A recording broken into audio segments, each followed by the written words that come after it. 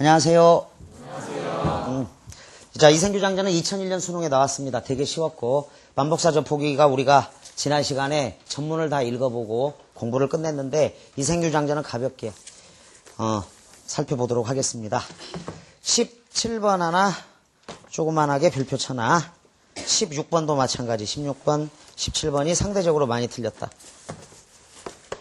특히 17번 같은 경우 이제 운문과 산문을 교대로 제시한다 라는 시각에서 우리가 볼만한 문제다. 실전 10이나 실전 11이 제시문이 대체로 유사하니까 빠르게 읽어가면서 보도록 하자. 이튿날 여인은 서생과 함께 옛날 살던 집을 찾아가니 거기에는 금은과 재물이 약간 있었다. 그들은 두 집 부모님의 해고를 거두어 금은과 재물을 팔아서 각각 오관산 기슭에 합장하고는 나무를 세우고 제사를 드려 모든 예절을 다 마쳤다. 그 후 서생은 서생 동그라미 치고 벼슬을 구하지 않고 아내와 함께 살게 되니 아내 내목한 처라 중요한 인물이다. 인물 따라간다. 피란 같던 노복들도 또한 찾아들었다. 서생은 이로부터 인간의 모든 일을 전혀 잊어버리고서 친척과 귀한 손의 기중사 방문에도 문을 닫고 나가지 않았으며 죽은 거나 마찬가지였으니까 늘 아내와 함께 식구를 지어 주고받으며 즐거이 세월을 보내게 됩니다. 어느덧 두 선해가 지난 어떤 날 저녁에 여인은 서생에게 말했다. 세 번째나 가약을 맺었습니다마는 세상 일이 생사의 일이 뜻대로 되지 않았으므로 즐거움도 다하기 전에 슬픈 이별이 갑자기 닥쳐왔습니다. 즐거움에다가 부부간의 인연입니다. 부부간의 인연. 하고는 마침내 목매어 울었다. 세 번이나 만난 거야. 서생은 깜짝 놀라면서 물었다. 무슨 까닭으로 그런 말씀을 하시오? 여인은 대답했다. 저승길은 피할 수가 없습니다. 하느님께서 저와 낭군의 연분이 끊어지지 않았고 또 전생에 아무런 죄악도 없었으므로. 밑줄 그어봐. 저와 낭군의 연분이 끊어지지 않았고 전생에 아무런 죄악도 없었으므로. 그래서 되살아날 수 있었던 이유가 돼. 환생할 수 있었던 조건, 환신할 수 있었던 조건이야 이게. 이 몸을 환신시켜 잠시 낭군을 베어 시름을 풀게 했던 것입니다. 밑줄 오랫동안 인간 세상에 머물러 있으면서 산 사람을 유혹할 수는 없습니다. 자, 이승과 저승 세계는 분명한 경계가 있음. 이렇게 정리하자. 이승과 저승 세계는 분명한 경계가 있음. 하더니 시비에게 명하여 술을 올리게 하고는 옥, 루, 춘, 고거에 맞추어 노래를 지어 부르면서 서생에게 술을 권했다. 자, 운문과 선문을 교대로 제시함. 이렇게 다시 한번 정리한다. 17번 문제는 삽입된 노래가 주는 효과 부분이야. 자, 말로 설명한 거를 노래에서는 도적대 밀려와서 처참한 싸움터에 볼죽음을 당하니 밑줄 원앙도 짝 잃었네. 부부간의 이별을 의미하죠. 원앙도 짝 잃었네. 여기저기 흩인 해골 그 누가 묻어주리. 그 누가 묻어주리도 밑줄 거. 피투성이 그 유호는 하수연도 할 곳 없네. 슬프다 이내 몸은 무산선녀 될 수 없고 깨진 거울 갈라지니 마음만 쓰라리네.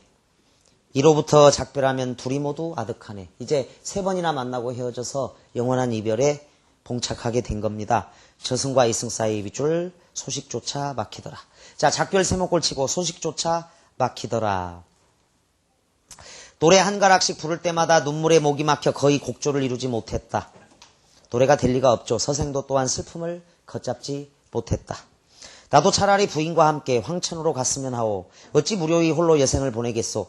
지난번에 난리를 겪고 난 후에 친척과 노복들이 각각 서로 흩어지고 돌아가신 부모님의 해골이 들판에 버려져 있을 때 부인이 아니었더라면 누가 능히 장사를 지내주었겠소.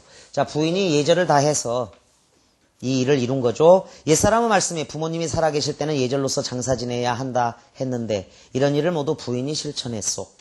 그것은 부인이 천성이 순요하고 인정이 두터운 때문이니 감격해하지 않았으며 스스로 부끄러움을 이기지 못하였소. 부인은 이승에서 함께 오래 살다가 100년 후에 같이 세상을 떠나는 것이 어떻겠소. 여인은 대답했다.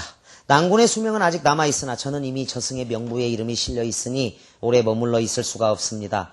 만약 굳이 인간 세상을 그리워해서 미련을 가진다면 명부의 법에 위반됩니다. 그렇게 되면 죄가 저에게만 미칠 것이 아니라 낭군님께까지 그 허물이 미칠 것입니다. 다만 저의 유골이 아직 그곳에 흩어져 있으니 만약 은혜를 베풀어 주시겠다면 쭉 밑줄 그어봐. 유골을 거두어 비바람이나 맞지 않게 해 주십시오. 장사 지내 달라는 의미로 두 사람은 서로 바라보며 눈물을 흘렸다. 미구에 오래지 않아 여인은 말했다. 낭군님 부디 안녕히 계십시오. 말을 마치자 점점 사라져서 마침내 종적을 감추었다. 서생은 아내가 말한 대로 그녀의 해고를 거두어 부모의 무덤 곁에 장사를 지내주었다. 그 후 서생은 아내를 지극히 생각한 나머지 병이 나서 두서너 달 만에 그도 또한 세상을 떠났다. 이렇게 1년 남짓, 1년 이내의 기간에 둘 다 같이 죽은 사람들이 천생연분이라고 그런다죠. 이생교장전. 이 사실을 들은 사람들은 모두 슬퍼하고 탄식하면서 후일담이야. 이것도 그들의 절개. 그들의 절개란 여기서 지고지순한 사랑이다. 지고지순한 사랑을 사모하지 않는 사람이 없었다.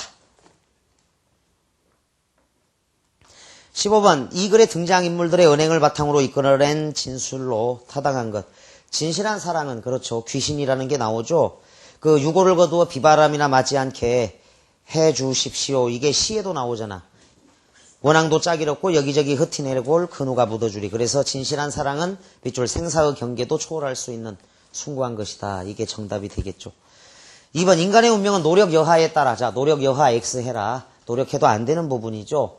수능이죠. 이거는 명부의 법에 위반됩니다. 그랬으니까 수능하는 장면이 나와 낭군에게도 해가 미칠 수 있다라고 얘기하고, 따라서 2번 3번을 묶어. 15번은 2번 3번이 똑같은 얘기야. 인간은 잘못된 상황을 극복하기 위해 노력할 때가 가장 아름답다는데 노력으로 될 만한 일이 아닙니다.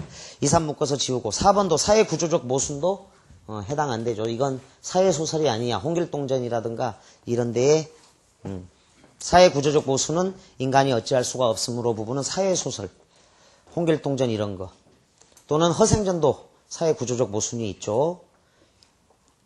현실에 순응하는 것이 바람직하다 정도가 이제 뒷부분만 이 글하고 나름대로 연관이 된다. 명부의 법, 사회구조적 모순 X해라. 산다는 것이 아무리 괴로움이 크더라도 꿋꿋이 견디다 보면 좋은 날이 꼭 올 것이다. 이런 건 이제 시집살이요 같은 그런 민요의 시적 화자에게 해줄 수 있는 말이야. 참아라, 인내하라. 15번 답은 1번 쉬워요. 16번은 약간 틀렸습니다. 감상하는 태도입니다. 1번 주인공의 입장이 되어서 그의 삶을 생각해 봐야지. 그냥 무난한 건 일단 넘겨야 돼. 역사적 현실을 반영하고 있으니까. 홍건적의 난이라는 게 여기 안 나오는데 난리가 났다, 피란 갔다, 그런 부분들, 난리를 겪고 난 후에 이런 부분이 있고, 역사적 현실을 반영하고 있다니까 당대의 현실을 먼저 살펴봐야겠다. 자, 2번하고 4번은 연결해도 4번 창작 당시의 시대정신이야. 시대정신과 관련을 지어 등장인물의 언행을 비판할 수 있으면 그냥 넘어가면 돼. 창작 당시 시대정신, 그러니까 역사적 현실하고 연관이 되는 측면. 4번, 2번 묶어서 무난하다. 등장인물의 심리가 어떻게 변하는지에 초점을 두어 살펴볼 수 있죠. 구조적으로. 5번 가자. 자기가 맡은 일에 최선을 다하는 인간들의 모습에서. 자, 귀신이 나오기 때문에 16번도 15번에 2번, 3번 뭐 노력하고 상관없어. 주제를 잘못 파악한 거야. 그러니까 감상을 잘못한 거지. 5번 역시 최선을 다하는 인간들의 모습에다가 이건 왜곡시키고 있다. 교훈을 얻도록 해야지. 여기서 얻을 만한 교훈은 지고지순한 사랑 부분이야. 진실한 사랑은 생사의 경계도 초월할 수 있다. 이 부분이 주제가 된다고 봐야겠죠. 따라서 최선을 다하다를 X해. 그런 장면은 안 나온 거다. 따라서 그릇된 해석이나 왜곡이 나오면 일단 답으로 하고, 감상은 굉장히 폭넓은 영역이니까 무난하게 넘겨도 되겠습니다. 17번도 조그만하게 별표를 쳐놔. 뒤에 23번하고 뭐 유사한 거지. 23번은 어떤 작품일까를 물었던 거고,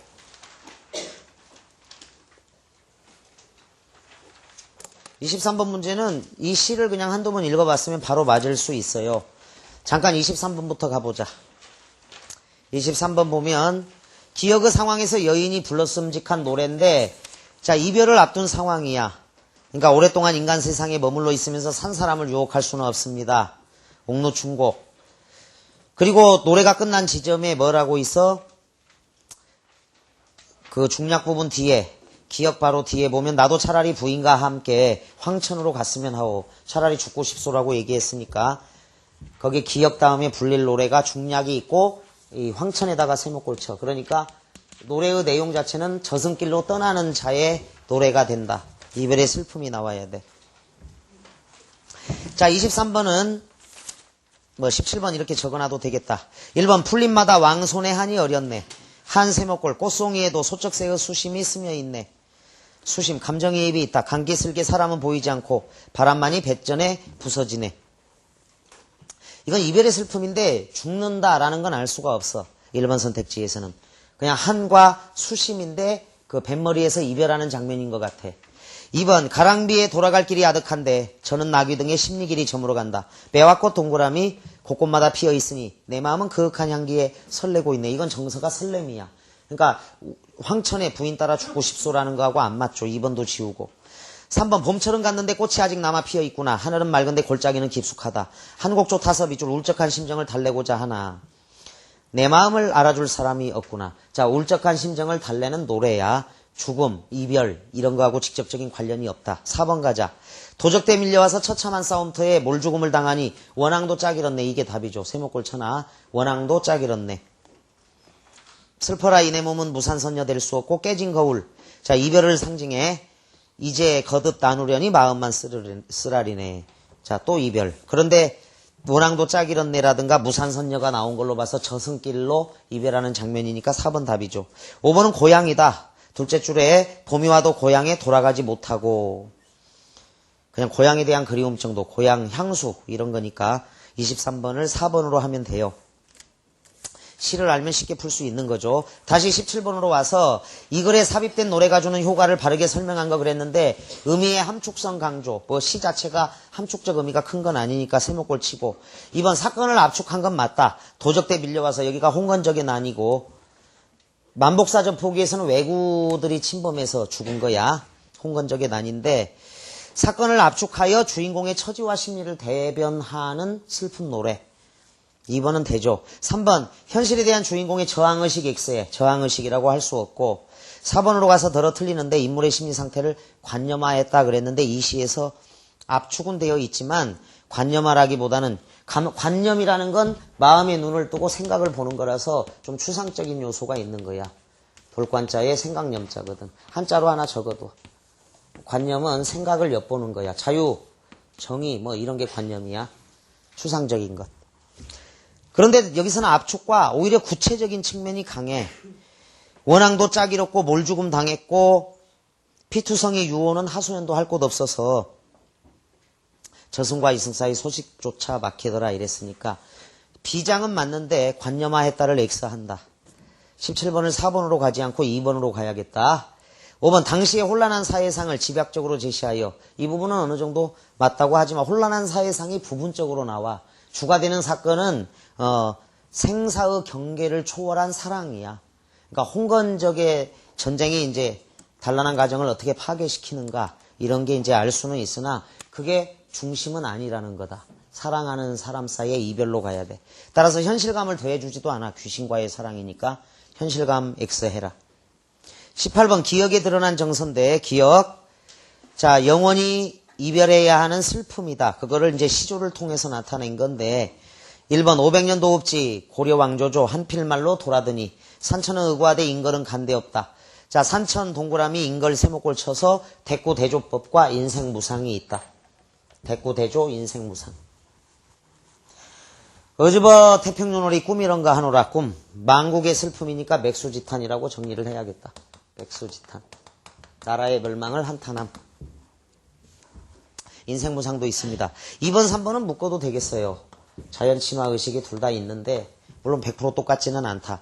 대초볼 붉은 골짜기에 알밤은 어찌 떨어지며 벼벤 그루터기에 개는 어이 내리는 곳. 자, 민물개조. 대초의 볼이라고 해서 사람의 볼따구 대초볼. 술릭자 밑줄 채장사 돌아가니 아니 먹고 의리. 자, 먹겠다 이런 뜻이야. 여기는 금상첨화하고 술이 마침 익었는데 술을 걸러야 되는데 채장사가 돌아갔으니까 장순하자 욕만한다 이런 속담이 적절하겠지. 황희정승의 가을의 정취. 풍요로운 가을이다. 장순하자 욕만한다. 훌륭한 장군이 태어나자 거기에 맞게 뛰어난 말도 태어난 건데 거기 술릭자 채장사 돌아가니 때마침 잘 맞아떨어졌을 때 쓸 수 있다. 3번 역시 강호의 가을이 드니 고기마다 살져 있다. 풍요로움이 있어요. 작은 배에 그물 실어 흘리뛰어 던져두고 이 몸이 소일한 것도 역구는 이셨다. 자, 임금님의 은혜에 대한 감사가 있어서 강호 한정가 그걸 나타낸다. 안문지족이다, 둘 다. 2, 3번은 뭐 둘 다 자연친화니까 지운다.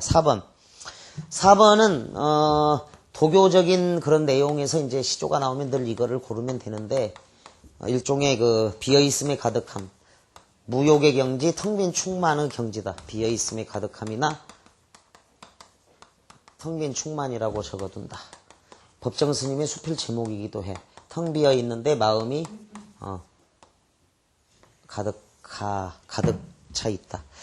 추강의 밤이 드니 물결이 차노매라. 낚시 들이치니 고기 아니 무노매라. 가을 밤에 뭐 고기 잡으려고 낚시하는 건 아니죠. 따라서 무심한 달빛만 씻고 밑줄거 빈배져 오노라. 그래서 유효자적과 역시 안분지족이 있어서 2, 3, 4가 비슷비슷해. 이거는 선택지들 사이에 변별력이 너무나 확연히 드러난다. 이건 기억해둔다. 비어있음의 가득함과 텅 빈 충만.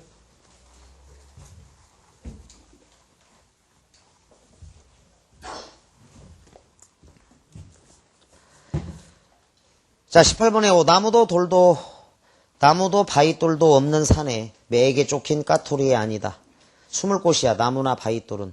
근데 까토리에 안 동그라미. 5번 시조는 워낙 유명하죠. 3 아닙니다. 여기 가토리에 한 동그라미. 대천바다 한가운데 일천석 실은 배에 노도 잃어버리고 닷도 잃어버리고 닷줄도 끊어지고 돛대도 꺾어지고 운전대도 빠지고 바람 불어 물결치고 안개 뒤섞여 자욱한 날에 갈 길은 천리나 말리나 남고 사면이 검어 어둑 저뭇. 천지정막은 가로로 묶어야 돼, 이 시조에서. 이게 사설조로 길어지다 보니까 앞부분과 맞지 않는 논리적인 모순이 있어. 천지가 조용하다 그랬는데 뒤에 바로 같이 놓을은 백두파야, 거센 파도라고. 앞에 뭐 바람 불어 물결치고 안개 뒤섞여 자욱한 날에 풍랑이 일어난 거니까 천지정막은 이 시조와 어울리지 않는 부분이야. 이런 데를 골라낼 수 있어야 돼. 천지가 아주 조용하다라는 게 말이 안 돼. 천지정막, 까치노을 떴는데 수적 만난. 이 해적도 참 목숨 걸고 해적질하네. 수적. 도사공이 항해하는데 방해가 되는 장애물이야. 도사공이 항해하는데 방해가 되는 장애물. 수적 만난 도사공의 안과. 자, 도사공의 안도 동그라미. 그래서 가토리의 안, 도사공의 안, 도사공의 마음속 아니야. 이거는 이제 병렬로 봐도 되는데 점층으로 봐도 상관없어. 근데 종장에 가서 엊그제 임과 이별한 내 안이 나와. 내 안이 가장 절박하다는 거야. 임과 이별했기 때문에 어디다가 비교하리요, 가을하리요. 그래서 요거는 대조가 아니다. 이 사만시조에서 조심해야 될 건 대조가 아니라 비교라는 거야. 비교법이야. 까토리의 안, 도사공의 안, 점층법이야. 내 안 해서 비교고 점층법이 있다. 갈수록 더 슬픔의 강도가 세진다. 근데 여러분들이 이 시조를 읽고 해악미 이러면 큰일 나. 사설시조가 대체로 해악이 있지만 이건 지금 이별의 슬픔이야. 슬픔의 정서야. 해악미 없어. 독자들이 혹시 좀 재밌네 이런 거 하고 시적화자의 정서가 슬픔과는 다른 거야. 그래서 슬픔의 정서, 이별의 슬픔. 임과 이별한 내 아니니까 슬픔의 정서로 읽어서 정리하라. 뭐 어려운 건 아닌데 하여간 천지정막은 어울리지 않는 표현이고 비교법, 슬픔의 정서를 이해한다. 자, 그 다음 실전 11은 읽는 건 생략하겠습니다.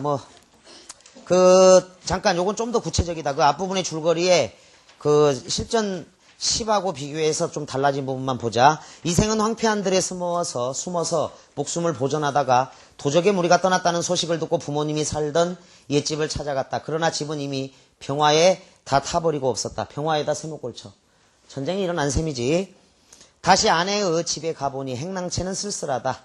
집안에는 쥐들이 우글거리고 새들만 지저길 뿐이었다. 그는 슬픔을 이기지 못해 작은 누각에 올라가서 눈물을 거두고 보니 완연히 한바탕 꿈만 같았다. 완전 가정이 풍비박산 난 거야.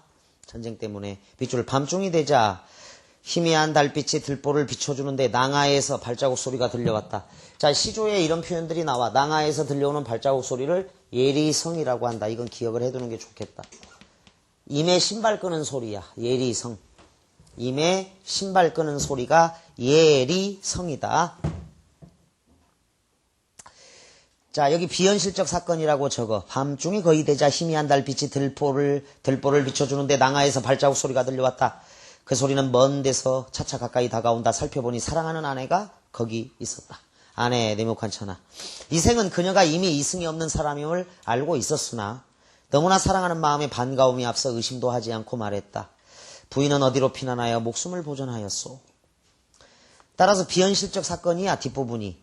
따라서 비현실적 사건으로 이동을 하기 위해서 밤중이 돌아왔고 시공간적 배경, 희미한 달빛이 필요했던 거죠. 그 다음부터는 전설의 고향인 거야. 자, 다음 쪽으로 가서 64쪽에 그 첫째 줄부터 옛사람의 말씀에 부모님이 살아 계실 때에는 예절로서 섬기고 돌아가신 후에도 예절로서 장사 지내야 한다 했는데 부분에다가 효사상 이렇게 정리해도 효사상이다. 효사상.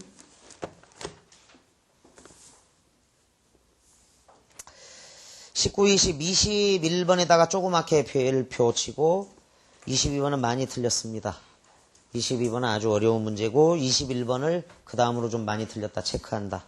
19번 갑니다. 위글에 대한 설명으로 적절한 것. 1. 인물 간의 입장 차이가 해소되면서 행복한 결말. 자, 이별이 왔으니까 행복한 결말이라고 말하기 어렵죠. X한다. 서술자가 작중 인물의 하나가 되어 X하라. 전지적 작가 시점이니까 말이 안 되죠.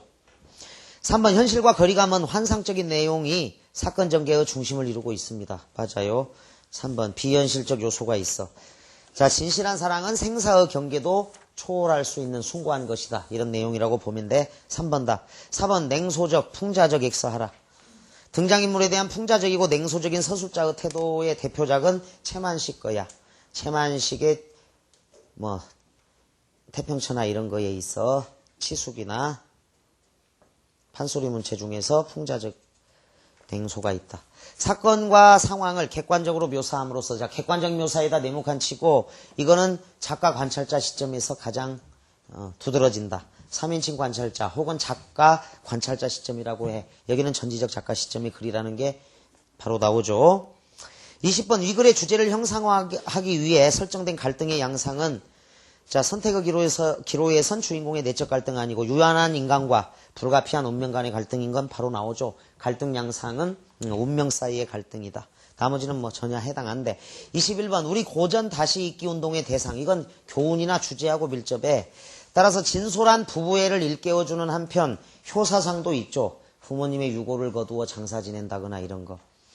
전통적 가치관이 잘 반영되어 있다는 점에서 옹고지신의 대상. 이건 됩니다. 1번은 되는데 2번 권선징악이라고 말하기 어렵다.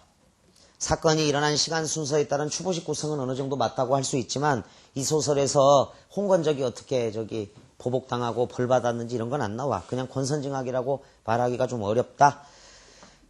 자, 3번은요. 남녀의 연애 과정은 안 드러납니다. 이미 부부고 누가 죽었다가 다시 진실한 사랑으로 인해서 만나는 장면이 나오지.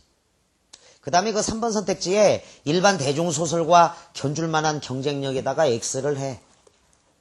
일반 대중소설은 쓰레기야, 쓰레기. 그거는 대부분. 고전을 갖다가 대중소설과 견줘본다. 이런 건 말이 안 되는 발상이라고, 사실은.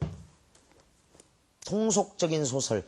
그러니까 교양소설 있잖아. 소설 동의보감 같은 거. 이런 거는 교양소설로서는 최고 좋은데, 대중 통속소설 이런 거는 사실 읽거나 마나한 것들도 많아. 흥미본위의 소설들은. 그거 이제 독자들에게 달려있고, 역사 지나봐야 알아. 지나야지 이제 우리 손에 남아있는 몇몇 작품, 이게 문학사의 길이 남을 작품이 된다.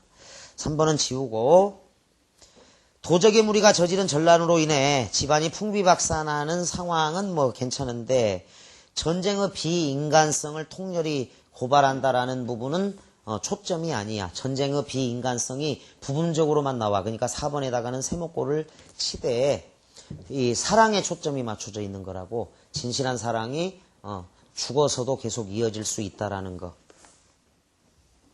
따라서 4번으로 가지 않도록 해.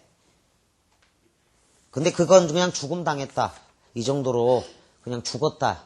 부분적으로 나와 있어. 만약에 이게 중심이라면 전쟁 과정이 아주 처참하게 잘 나타나 있어야 돼. 5번 영웅적 행적 X해. 실존 인물의 영웅적 행적 X하고 1번 진솔한 부부애. 이거 주제야. 효사상 나와 그대로. 그래서 원고지순으로 가줘야겠다. 22번 갑니다. 사건 전개의 필연성과 관련해서 가에서 반드시 제시되어야 할 내용으로 볼 수 있는 것 그랬는데 1번이냐 5번이냐 이런 게 굉장히 궁금했을 건데 가에서 반드시 제시되어야 할 내용이야. 그런데 그 앞부분의 줄거리 뒤에 부인의 이야기가 이거야. 세 번째나 가약을 맺었습니다마는 세상 일이 뜻대로 되지 않았으므로 즐거움도 다하기 전에 슬픈 이별이 갑자기 닥쳐왔습니다. 세 번째나 가약을 맺었는데 헤어졌다라는 거야. 따라서 5번 그 필연성과 관련하여 가에서 반드시 제시되어야 할 내용은 이생과 여인이 참 어렵게 부부가 되어서 행복하게 사는 장면으로 나와줘야 이별을 슬퍼하고 진솔한 순수한 사랑으로 연결이 되는 5번으로 가줘야 돼. 자, 본문에 이미 제시된 게 1, 2, 4다. 1, 2, 4를 묶어라. 여인이 이생과 다시 이별할 수밖에 없는 이유는 가 바로 밑에 병화에 타버리고 없었다. 이런 데서 알 수 있어. 1번 같은 경우 이별할 수밖에 없는 이유는 병화 때문에 그래. 2번 이생이 벼슬을 구하지 않기로 결심하게 된 이유도 본문에 있고 4번도 여인이 이생 부모의 유고를 수습하여 장사 지내는 그런 상황은 본문에 제시됨 이렇게 적고 지워라. 본문에 제시되어 있기 때문에 1, 2, 4를 지워. 3번 여인이 도적으로부터 목숨을 보존할 수 있었던 건 왜곡이죠. 요거는 내용 불일치야. 귀신이야 이미 여인은. 따라서 두 번이나 이제 세 번째 가약을 맺었고 마지막 이별 장면이 여기 나오는데 어쩔 수 없이 이별했다라는 게 제시문에 나와서 이 두 부부가 이렇게 이별을 슬퍼하는 건 행복하게 사는 장면이 앞에 있어야 돼. 잠깐이겠지만. 그래서 5번이 본문에도 없고 본문과의 연결이 가장 잘 된다. 따라서 여러분들이 1번으로 간 학생들은 그걸 조심하면 된다. 본문에 제시된 내용과의 긴밀한 차이점. 자, 그래서 22번, 23번은 아까 풀었습니다. 잠깐만 쉬었다 하겠습니다.